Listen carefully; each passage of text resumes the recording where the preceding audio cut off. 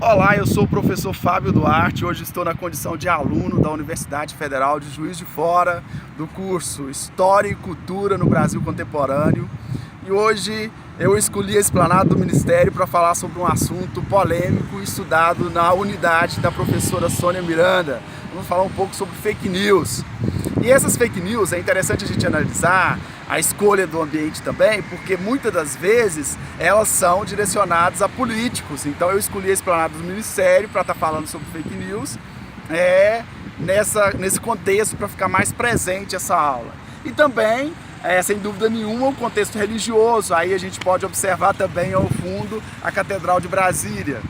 E é interessante a gente entender um pouquinho da história das notícias falsas, como elas surgiram. A palavra fake news é nova, mas os boatos, as notícias falsas, o mesmo significado de fake news, eles estão aí impregnados no século XVIII, na França e na Inglaterra.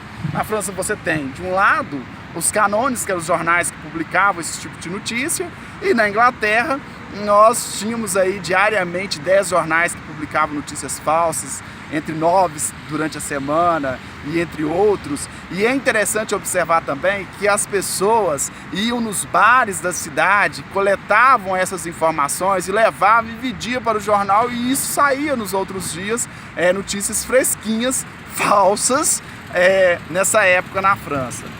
Aí, pulando já para o século XIX, nós temos essa questão aí do liberalismo e do marxismo, que a história ela muda um pouco dessa questão de pensar no resultado que acontece agora para não acontecer no futuro, para não acontecer no presente. Então, toda essa narrativa.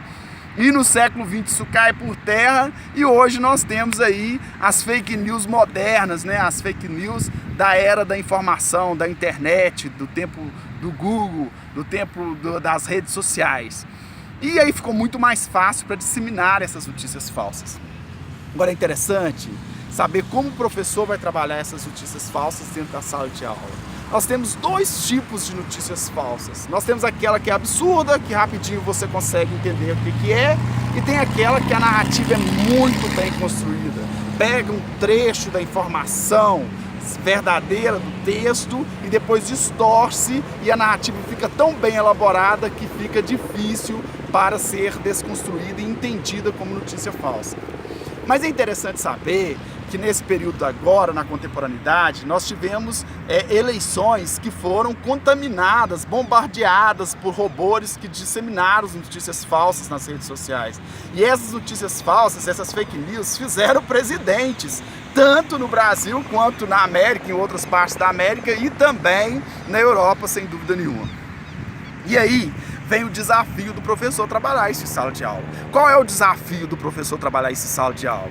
O desafio é fazer sondagem, é levar uma aula bem traçada, com metodologias que façam com que o aluno faça parte desse contexto como historiador, que ele faça os questionamentos que o professor de história faz, que o historiador faz, de perguntar de onde que veio isso, para que serve, qual o público que foi direcionado, qual o motivo que foi escrita essa notícia, quais os fatos reais que existem sobre essa notícia, como ele percebeu que existe alguma coisa falsa ou existe alguma coisa verdadeira, até onde que é verdadeiro e até onde que é falso. Não estou dizendo que a história vai resolver o problema das fake news, mas ela pode ser um grande remédio. E sem contar também que nós temos que pensar que a história não é a única ciência social responsável para desenvolver o problema das fake news, mas as outras demais ciências também que buscam a verdade através do conhecimento.